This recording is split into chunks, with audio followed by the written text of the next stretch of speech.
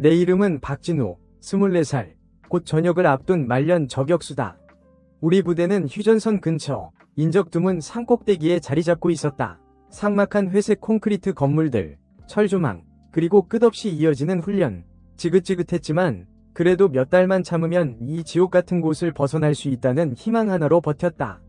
저격수로서 내 실력은 부대 내에서 꽤 인정받는 편이었다. 사격 훈련 때마다 거의 만점을 기록했고 중대장님께 칭찬도 여러 번 받았다. 하지만 난 그런 칭찬에 별 감흥이 없었다. 그저 빨리 시간이 흘러 저녁날만 오기를 기다릴 뿐이었다. 그러던 어느 날 신병 하나가 우리 부대로 전입 왔다.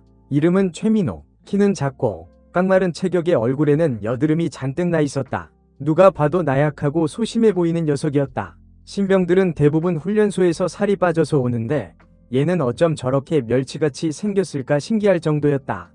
쟤 완전 관심병사 아니냐? 딱 봐도 폐급 냄새가 나는데. 선임들은 최민호를 보자마자 수군거리기 시작했다. 나 역시 최민호가 걱정되긴 했다. 저런 성격으로 군 생활을 버틸 수 있을까? 하지만 애써 외면했다. 어차피 곧 떠날 사람이 괜히 남의 일에 신경 쓰고 싶지 않았다. 하지만 내 예상은 빗나갔다. 최민호는 생각보다 훨씬 더 심각한 문제하였다. 훈련소에서부터 동기, 선임할 것 없이 모두와 사이가 안 좋았다고 한다. 걸핏하면 징징대고 조금만 힘들면 드러눕기 일쑤였다. 게다가 고문관 기질까지 있어서 선임들의 괴롭힘은 날이 갈수록 심해졌다. 야, 최민호, 너 또 뜀걸음에서 뒤처지면 죽을 줄 알아. 하여간 군뱅이 같은 놈, 밥은 왜 처먹냐? 선임들은 최민호를 대놓고 무시하고 툭하면 욕설을 퍼부었다. 최민호는 아무 말도 못하고 그저 고개만 푹 숙이고 있었다. 보다 못한 내가 몇 번 나서서 제지했지만 소용없었다. 선임들은 내 알바 아니라며 오히려 더 기세등등하게 최민호를 괴롭혔다. 그러던 어느 날 일과 후였다. 최민호는 그날도 어김없이 선임들에게 갈굼을 당하고 있었다.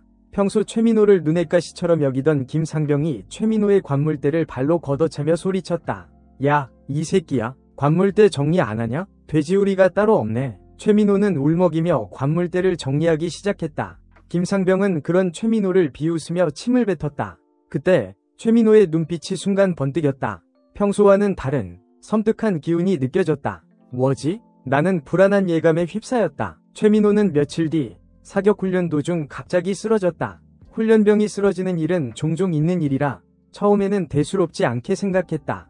하지만 최민호는 좀처럼 일어나지 못했다. 위무반에서 달려온 한지수 하사가 최민호의 상태를 살폈다. 맥박이 약하고 식은땀을 많이 흘리고 있어요. 빨리 위무실로 옮겨야 합니다. 지수는 나와 꽤 친한 사이였다. 같은 부대에서 근무하는 유일한 여군이었고 성격도 밝고 착해서 모두에게 인기가 많았다. 나 역시 지수에게 호감을 느끼고 있었지만 겉으로는 티내지 않았다. 괜히 어색해지는 게 싫었다. 최민호는 지수의 부축을 받으며 위무실로 향했다. 나는 걱정스러운 눈빛으로 최민호의 뒷모습을 바라봤다. 왠지 모를 불안감이 가슴 한구석을 짓눌렀다. 그날 이후 최민호는 한동안 훈련에서 제외되었다. 위무실에 누워 지내는 최민호를 보며 나는 묘한 죄책감을 느꼈다. 좀 더 일찍 최민호를 도와줬어야 했나? 하지만 이미 늦었다. 며칠 후 나는 지수와 함께 저녁 식사를 하러 식당에 갔다. 그날 메뉴는 제육볶음이었다. 내가 제일 좋아하는 메뉴였다. 식판을 들고 줄을 서 있는데 지수가 내 팔을 툭 치며 말했다. 진우야, 너 민호한테 좀 잘해줘. 민호? 최민호? 응, 걔 많이 힘들어 보여. 너도 알잖아. 군대 생활이 얼마나 힘든지. 알지. 근데 내가 뭘 어떻게 해? 그냥 가끔 말이라도 걸어주고 힘내라고 해줘. 그거면 충분해. 지수는 진심으로 최민호를 걱정하는 것 같았다. 나는 잠시 고민하다가 고개를 끄덕였다. 그래, 어려운 일도 아닌데. 식사를 마치고 생활관으로 돌아가는 길, 나는 최민호를 만났다. 최민호는 혼자 구석에 쭈그리고 앉아 있었다. 나는 조심스럽게 최민호에게 다가갔다. 최민호는 깜짝 놀라며 고개를 들었다. 눈가가 붉게 충혈되어 있었다. 괜찮냐? 점점. 최민호는 아무 말도 하지 않았다. 나는 최민호 옆에 앉아 담배를 꺼내 물었다. 힘들지? 점점. 나도 신병 때는 힘들었어. 다 그런 거야. 점점. 조금만 참아. 시간 금방 간다. 나는 최민호에게 몇 마디 위로를 건넸지만 최민호는 여전히 입을 꾹 다물고 있었다. 답답한 마음에 한숨을 쉬고 자리에서 일어나려는데 최민호가 나지막하게 입을 열었다. 저 죽고 싶습니다. 나는 깜짝 놀라 최민호를 쳐다봤다. 최민호의 눈에는 절망과 분노가 뒤섞여 있었다. 순간 등골이 오싹해졌다. 그날 밤 나는 잠을 이루지 못했다. 최민호의 말이 계속 귓가에 맴돌았다. 죽고 싶습니다. 설마 아니겠지. 나는 애써 불안한 생각을 떨쳐내려 했다. 하지만 한번 싹 튼 의심은 쉽게 사라지지 않았다. 다음날 아침 평소와 다름없이 일과가 시작되었다. 하지만 최민호의 모습은 보이지 않았다. 나는 불안한 마음에 지수에게 물었다. 지수야, 최민호 못 봤어? 민호? 글쎄, 아직 위무실에 있나? 어제 나한테 죽고 싶다고 하던데. 뭐? 진짜? 지수는 깜짝 놀라며 눈을 크게 떴다. 안 되겠다. 빨리 찾아봐야겠어. 지수는 곧바로 위무실로 달려갔다. 나 역시 불안한 마음을 감출 수 없어 지수의 뒤를 따랐다. 하지만 위무실에는 최민호가 없었다. 침대는 깨끗하게 정리되어 있었고 어디에도 최민호의 흔적은 보이지 않았다. 어디 간 거지? 설마. 불길한 예감이 머릿속을 스쳤다. 나는 지수와 함께 부대 안을 샅샅이 뒤지기 시작했다. 생활관, 식당, 화장실, 창고. 하지만 최민호는 어디에도 없었다. 그때 저 멀리서 다급한 목소리가 들려왔다. 비상, 비상. 최민호가 총기를 탈취했다. 총기 탈취? 나는 믿을 수 없다는 표정으로 지수를 바라봤다. 지수 역시 당황한 기색이 역력했다. 우리는 곧바로 상황 파악에 나섰다. 알고 보니 최민호가 새벽에 보초를 서던 중 근무자를 폭행하고 K2 소총과 실탄을 탈취해 달아난 것이었다. 부대 전체에 비상이 걸렸다. 중대장님은 즉시 병력을 소집하고 추격조를 편성했다. 나는 저격수로서 추격조에 합류했다. 최민호를 잡아야 한다. 무슨 수를 써서라도. 우리는 최민호가 도주했을 것으로 예상되는 경로를 따라 수색을 시작했다. 하지만 최민호는 흔적조차 남기지 않았다. 마치 처음부터 계획이라도 한 듯 완벽하게 사라졌다. 시간은 속절없이 흘러갔고 불안감은 점점 더 커져만 갔다. 최민호는 어디로 간 걸까? 설마 극단적인 선택을 하는 건 아니겠지?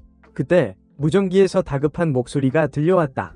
여기 취사장. 최민호가 인질을 잡고 있다. 강태현 일병이 인질로 잡혀있다. 취사장이라니. 나는 믿을 수 없다는 표정으로 무전기를 꽉 쥐었다. 강태현 일병은 취사병으로 나와도 꽤 친한 사이였다. 며칠 전 식당에서 최민호에게 밥을 적게 줬다가 시비가 붙었던 바로 그 친구였다. 나는 즉시 취사장으로 달려갔다. 취사장 앞에는 이미 많은 병력이 집결해 있었다. 중대장님은 초조한 표정으로 상황을 지휘하고 있었다. 최민호, 당장 무기를 버리고 투항해. 그러면 최대한 선처를 베풀겠다. 중대장님의 목소리가 스피커를 통해 울려 퍼졌다. 하지만 최민호는 아무런 반응도 보이지 않았다. 나는 조심스럽게 취사장 안을 엿봤다. 최민호는 강태현 일병의 목에 K2 소총을 겨누고 있었다. 강태현 일병은 잔뜩 겁에 질린 표정이었다. 움직이지 마. 움직이면 이 새끼 죽는다. 최민호가 쉰 목소리로 소리쳤다. 목소리가 심하게 떨리고 있었다. 나는 녀석이 극도로 흥분해 있다는 것을 알 수 있었다. 이대로 가다가는 정말 무슨 짓을 저지를지도 모른다. 진우야, 네가 나서야겠다. 중대장님이 나를 불렀다. 저격으로 제압할 수 있겠나? 가능합니다. 나는 짧게 대답했다. 솔직히 자신이 없었다. 하지만 지금은 내가 나서는 수밖에 없었다. 나는 심호흡을 하고 조심스럽게 저격 위치를 잡았다. 스코프를 통해 최민호의 모습을 확인했다. 최민호는 여전히 강태현 일병의 목에 총을 겨누고 있었다. 제발 실수하지 말자. 나는 속으로 간절히 기도했다. 하지만 손은 덜덜 떨리고 심장은 미친 듯이 쿵쾅거렸다. 이런 압박감 속에서 사람을 쏴야 한다니 내가 과연 할 수 있을까? 그때 최민호가 갑자기 고개를 돌려 나를 쳐다봤다. 스코프를 통해 최민호와 눈이 마주쳤다. 최민호의 눈에는 눈물이 가득 고여 있었다. 그 눈빛은 마치 살려달라고 애원하는 것 같았다. 나는 순간 망설였다. 방아쇠를 당겨야 하나? 하지만 최민호의 눈빛을 보는 순간 차마 그럴 수 없었다. 최민호는 살인마가 아니다. 그저 나약하고 불쌍한 녀석일 뿐이다. 나는 스코프에서 눈을 떼고 중대장님께 말했다. 중대장님, 최민호는 자살하려고 하는 것 같습니다. 인지를 해칠 의도는 없어 보입니다. 뭐? 자살? 네. 지금 방아쇠를 당기면 최민호는 무조건 죽습니다. 하지만 조금만 더 시간을 주면 스스로 포기할지도 모릅니다. 중대장님은 잠시 고민하더니 고개를 끄덕였다. 좋다. 하지만 상황이 더 악화되면 즉시 사살한다. 나는 다시 스코프를 통해 최민호를 주시했다. 최민호는 여전히 강태현 일병을 인질로 잡고 있었지만 아까보다는 조금 진정된 듯 보였다. 나는 최민호에게 마지막 기회를 주기로 했다. 최민호, 내 말 잘 들어. 나는 최대한 침착하게 말했다. 너 지금 무슨 짓을 하고 있는지 알아? 이러다 너 정말 큰일 나. 점점. 너 죽고 싶은 거 아니잖아. 살고 싶잖아. 안 그래? 점점. 지금이라도 늦지 않았어. 총 내려놓고 자수해. 그러면 우리가 널 도와줄게. 나는 간절한 목소리로 최민호를 설득했다. 하지만 최민호는 여전히 아무런 반응도 보이지 않았다. 그때 지수가 내 옆으로 다가왔다. 진우야, 내가 얘기해볼게. 지수는 떨리는 목소리로 말했다. 나는 지수를 바라봤다. 지수의 눈에는 눈물이 가득 고여 있었다. 민호야, 나 지수야. 한지수 하사. 지수가 최민호에게 말을 걸었다. 민호야, 너 많이 힘들었지? 내가 다 알아. 점점. 민호야, 제발 총 내려놔. 응? 너 살 수 있어. 우리가 도와줄게. 지수는 울먹이며 최민호를 설득했다. 지수의 진심이 통한 걸까? 최민호의 눈에서 눈물이 뚝뚝 떨어지기 시작했다. 민호야, 너 잘못한 거 없어. 그냥 조금 힘들었던 것뿐이야. 괜찮아. 다 괜찮아질 거야. 지수는 계속해서 최민호를 위로했다. 최민호는 한참 동안 아무 말도 하지 못하고 흐느끼기만 했다. 그러다 갑자기 최민호가 힘없이 총을 바닥에 떨어뜨렸다.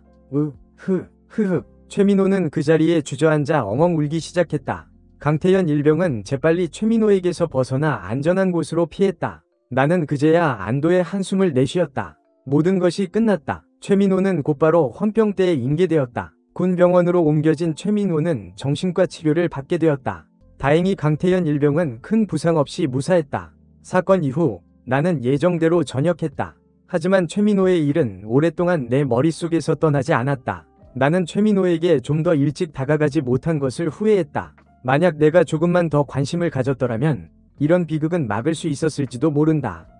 전역 후 나는 지수와 가끔 연락을 주고받았다. 지수는 여전히 군에 남아 힘든 군 생활을 이어가고 있었다. 나는 지수에게 최민호의 안부를 물었다. 지수는 최민호가 많이 좋아졌다고 했다.